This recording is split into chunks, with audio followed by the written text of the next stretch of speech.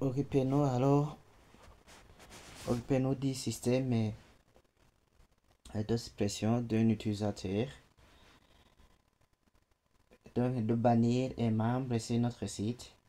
Et ici, je viens de remarquer qu'on a trop écrit, on a écrit supprimer les informations de l'utilisateur. On aura pu mettre dans Get All User, au lieu de mettre supprimer les informations de l'utilisateur, on aura pu mettre supprimer l'utilisateur. Qu'est-ce que je fais? J'aurais pu mettre supprimer l'utilisateur ou bien utiliser le synonyme.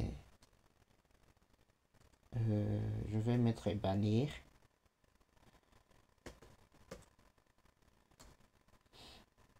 Bannir un membre.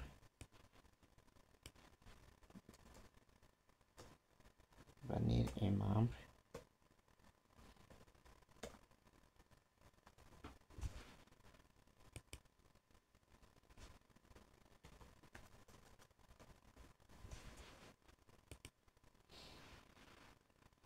Si j'actualise, qu'est-ce que j'aurai? Maintenant, notre page commence à avoir de la forme. Et pourquoi ne pas mettre le titre? Laisser le titre aligné à gauche.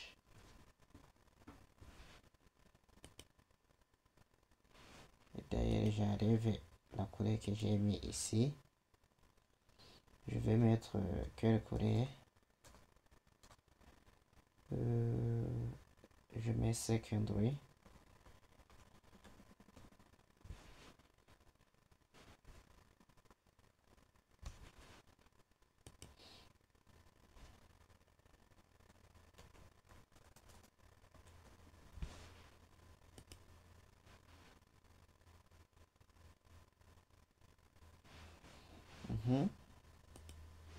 Si j'actualise,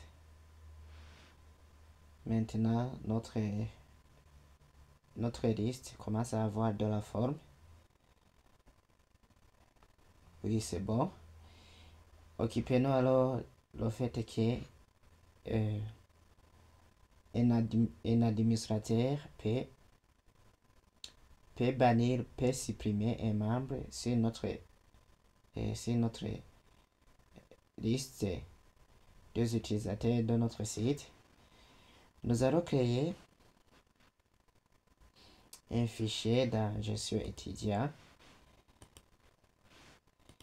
et nous allons le créer où?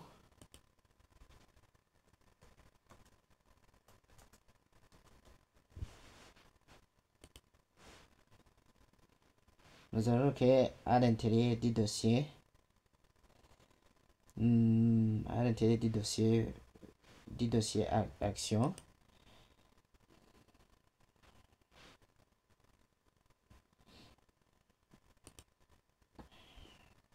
Et on va l'appeler direct user.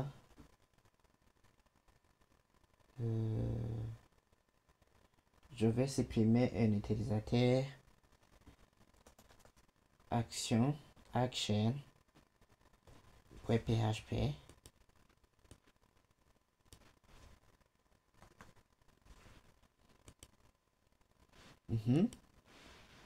Et si vous vous demandez pourquoi je n'ai pas mis le fichier où j'aurai un formulaire, non, c'est différent du bouton modifier. Pourquoi? Parce que lorsque un utilisateur veut supprimer un membre sur notre site, il va cliquer sur bannir un membre directement. Cet utilisateur va être supprimé de notre liste et de la base de données. Il n'y aura pas d'appel du formulaire comme on l'a fait pour pour éditer. Donc, éditer, tu vas éditer les données d'un utilisateur. Avant d'éditer les données de l'utilisateur, il faut que tu aies ces données dans un formulaire. Là, ça se comprend bien. Pour modifier les données d'un utilisateur, il nous faut un formulaire. Mais ici, pour bannir un membre de notre site, c'est direct. C'est direct. Tu cliques sur bannir un membre et puis le membre va être supprimé de notre liste des utilisateurs de notre site. Qu'est-ce que nous allons faire? Ici, toujours on va passer les données dans l'URL où on va utiliser le user identification. Mais on n'est pas on est dans quel fichier? On est directement dans le fichier. Se trouve dans Action. C'est le fichier direct, le fichier que nous venons de créer. Direct user action action.php. Et si je mets user identification,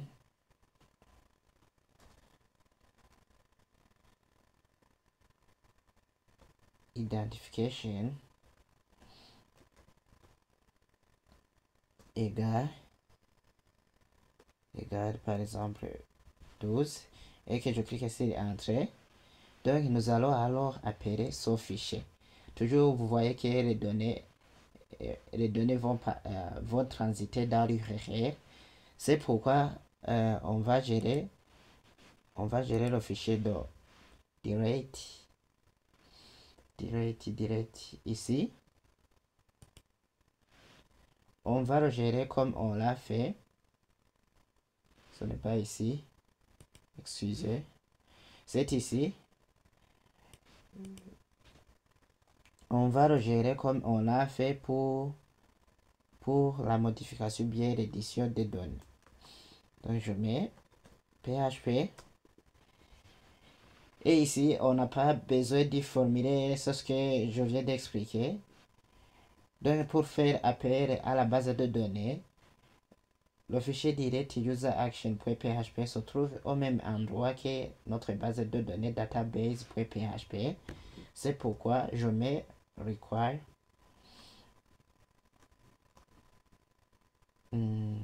data. Non. Je mets database.php.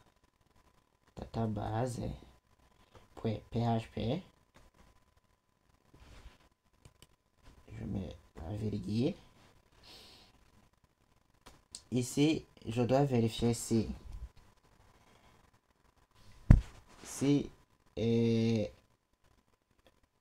la personne qui cherche à supprimer un étudiant sur notre site, il a bien rempli l'identifiant. Donc ici, on a utilisé user identification. Je fais copier.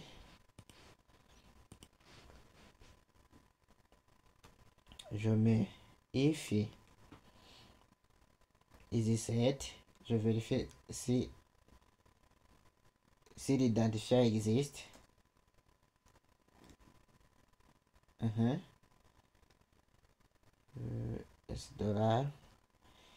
Et les données qui transitent dans les URL, on a dit qu'on utilise la méthode de get.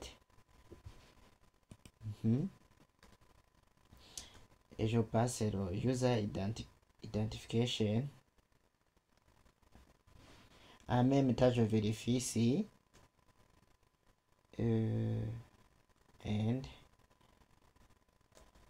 je vérifie si l'identifiant n'est pas vide.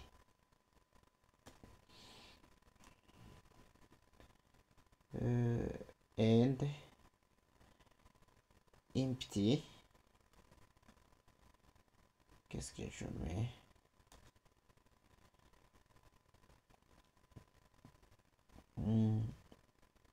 Good.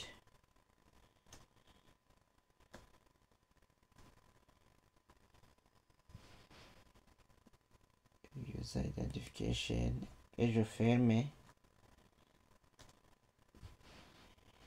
Ici, je dis, si tu as vraiment récupéré l'identifiant qui se trouve dans l'URL et en même temps, si l'identifiant n'est pas vide, qu'est-ce que tu vas faire? Tu vas exécuter du code. Ici, on va exécuter du code. On va exécuter du code. Sinon, si tu ne trouves pas, qu'est-ce que tu vas faire? Va lui afficher un message d'erreur. Même si je peux... ici, je ne peux pas utiliser la méthode qu'on utilisait auparavant, là où on récupérait les données. On récupérait les données à l'aide de SEO message. Par exemple, c'était où? Comme cela, je ne peux pas utiliser cette méthode. Non. Je vais faire target. Je vais target.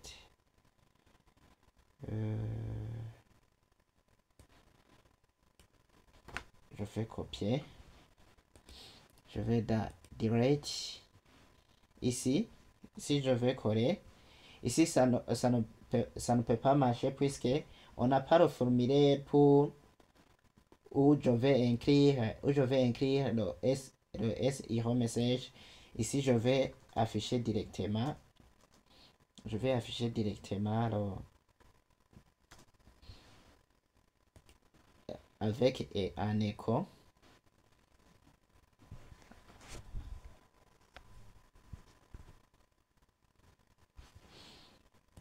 Même ici, nous allons vérifier alors si l'identifiant, on n'a pas tapé l'identifiant dans l'URL et si on n'a pas mis encore, si on n'a pas mis de l'identifiant correspondant, ce que ça va donner.